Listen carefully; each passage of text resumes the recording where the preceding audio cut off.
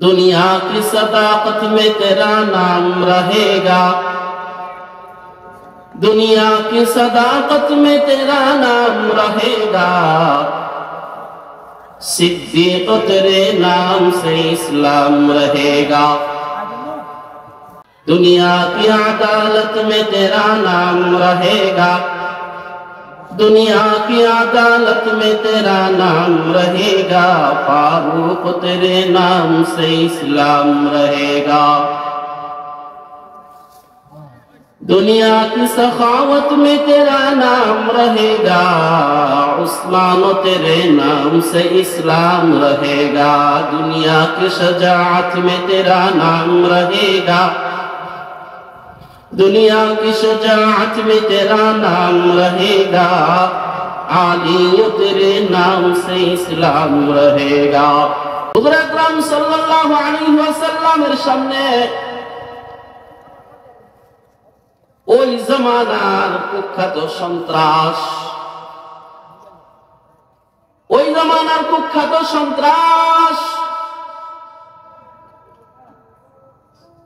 রাসূলের জান কবজ করার সাহস, রাসূলের গর্দান কাটার সাহস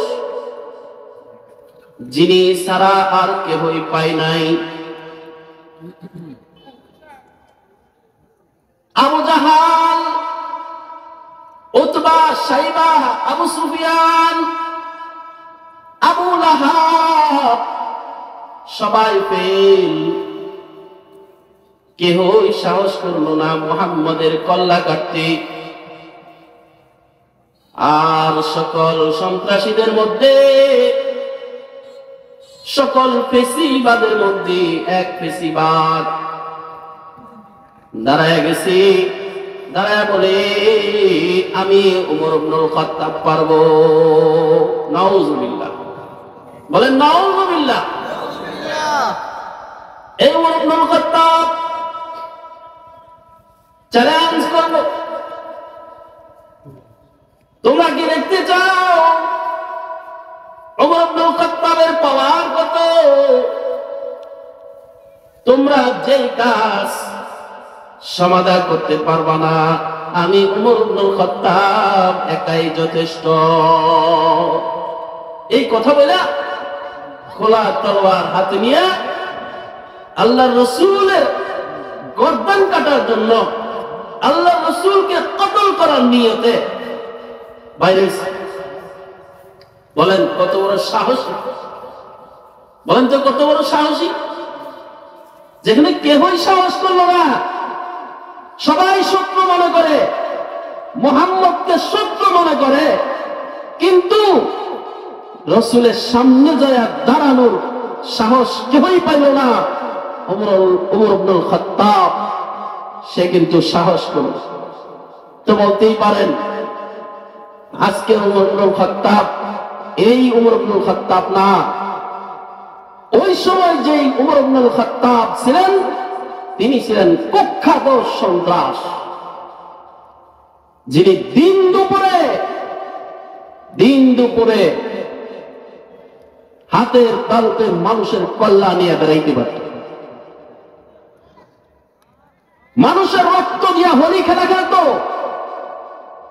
সেই ওমর ইবনুল খাত্তাব রাসূলের সামনে গিয়া যখন দেখা গেল যে মোমের মতো, কিসের মতো বলেন?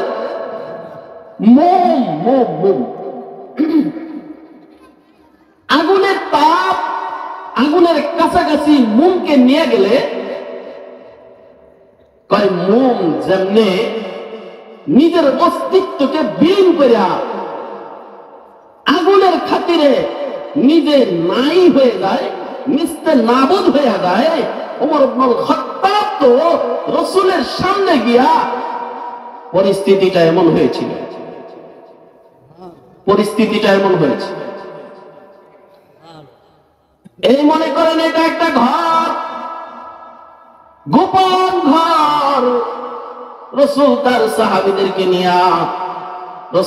সাহাবীদেরকে নিয়া এখানে তালিম দেয়, ঈমান শিখায়, তাওহীদ শিক্ষা দেয়, এখানে সাহাবায়ে কেরাম রাদিয়াল্লাহু আনহুদেরকে নিয়ে ইবাদত করে। এইটাই ঘর, গোপন ঘর, গোপনে ইবাদত করে। ওই যে দরওয়াজা, গেটের মধ্যে দুইজন সাহাবী বল্লম লয়া, তীর লয়া খাড়া হইছে। রাসূলের কোন শত্রু আসলে ভিতরে ঢুকতে দেওয়া যাবে না, তার সাথে সাথে একবারে মাটির সাথে মিশায় ফেলাইতে হইবে। এই জন্য প্রহরী দুইজন দাঁড়ায় রয়েছে। প্রহরীরা ওমর ইবনুল খাত্তাবের আশা দেখাই আগেই তৈরি হয়েছে। আয় ওমর, আয় রাসূলের কাছে, কাছা রাসূলকে মারবার লাগিয়া তলোয়ার লয়ে, কাছা তোর শিক্ষা দিব আজকে। প্রহরীরা সবাই রেডি, ওমর আইলে আজকে মারে দিন। কিন্তু আজকে ওমর সেই ওমর না। ওমর আস্তে আস্তে কাছে আসে, আর যেন মোমের মতন গইলা যায়। দুই চক্ষু দিয়ে পানি পড়ে, দুই চক্ষু দিয়ে এমন ভাবে অশ্রু দাঁড়ায়। প্রহরীদের কাছে আসছে, কোন চেতবেদ নাই, লড়ে না, মাতে না। প্রহরীরা বলে, সমস্যা কি তোমার? কেন এসেছো এখানে? তোমার মতলবটা কি? ধরেন রাসূলুল্লাহ এখানে বসা। রাসূলুল্লাহ তোমার একটু এক নজর দেখা ফেলাইছে। দেখা বলতেছে যে এক ঘটনা তো ঘটে গেছে। এই প্রহরীরা রাস্তা ছেড়ে দাও।